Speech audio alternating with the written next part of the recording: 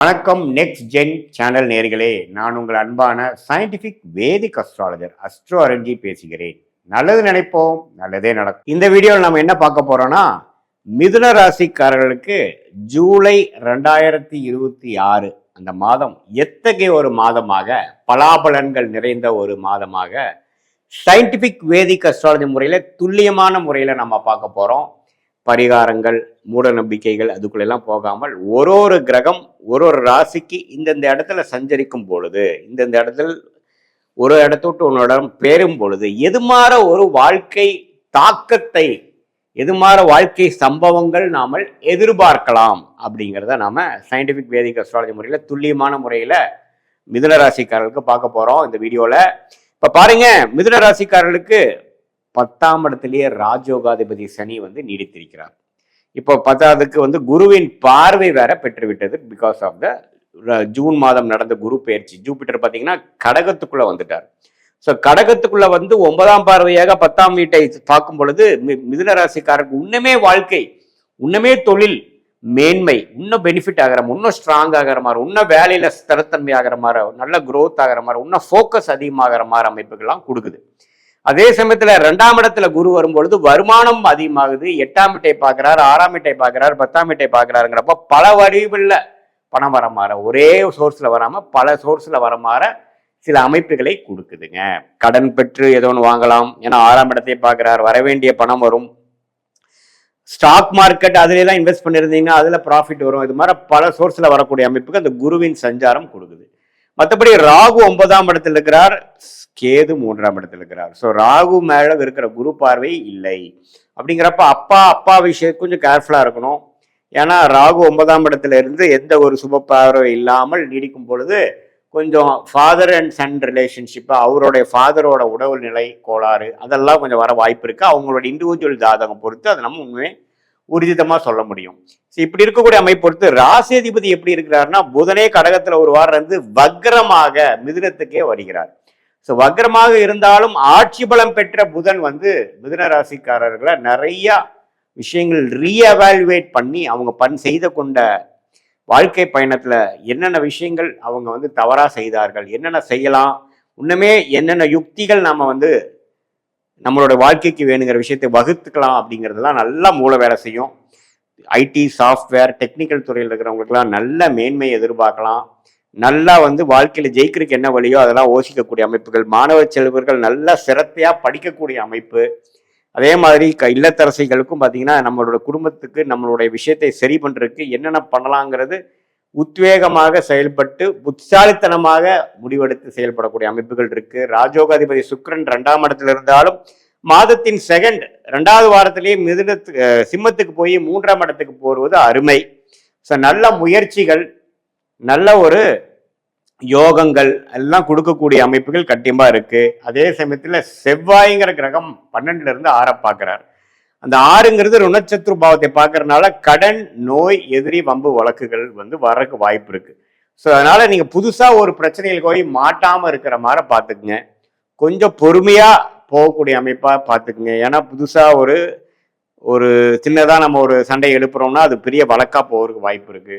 உடல் உபாதைகள் கொஞ்சம் சின்னதாக இருக்கேங்கிறது லைட்டாக எடுத்துக்காதீங்க. அதுக்கு உடனே அதுக்கு வேணுங்கிற ட்ரீட்மெண்ட் எடுத்துக்கங்க. ஏன்னா அதே கொஞ்சம் டிசீஸ் வளர்றதுக்கு வாய்ப்புகள் உண்டு. அதே மாதிரி கடனை அடைப்பதற்கு ஒரு கஷ்டப்பட வேண்டியதாக இருக்கும். ஸோ இந்த 6ஆம் இடம் வலுக்கக்கூடாது. இந்த மாதம் முழுவதும் 6ஆம் இடத்திலேயே 6ஆம் வீட்டையே 12ஆம் வீட்டிலிருந்து செவ்வாய் பார்க்கறது அது ஒண்ணுதான் ஒரு குறையாக இருக்கிறது. ஸோ மற்றபடி பார்த்தீங்கன்னா மற்ற கிரகத்தோட சஞ்சாரம் எல்லாமே பாசிட்டிவா இருக்கு. ஸோ மிதுன ராசிக்காரங்களே பேசிக்கலாவே ஓரளவுக்கு புத்திசாலிகளாகவும் சமயோஜிய புக்தினால, பேச்சு திறமையினால, அறிவுனால வாழக்கூடிய அந்த மிதுன ராசிக்காரர்கள் இந்த அசால்ட்டா சில விஷயங்களை உற்றக்கூடாது. ஏன்னா செவ்வாய் பலமா 6ஆம் வீட்டையே பார்க்கறதுனால அந்த ருணச்சத்ரு பாவம் அழுத்திருக்கிறதுனால அந்த உடல், ஃபினான்ஷியல், அப்புறம் நம்மளுடைய வம்பு வழக்குகள், இந்த 3க்கு மட்டும் கொஞ்சம் கேர்ஃபுல்லா இருக்கணும். மற்றபடி செவ்வாய் திசை, செவ்வாய் புக்தியெல்லாம் போகாதவங்களுக்கு பாதிப்பு கம்மியாக தான் இருக்கும், பிரச்சனை இல்லை. ராசி அதிபதியே ராசியிலேயே மாதம் ஓரளவுக்கு 90% ஆஃப் த மாதம் ராசிக்குள்ளேயே இருக்கிறதுனால நாம என்ன நினைக்கிறோமோ அதை செய்யக்கூடிய அமைப்புகள் கண்டிப்பாக உண்டு.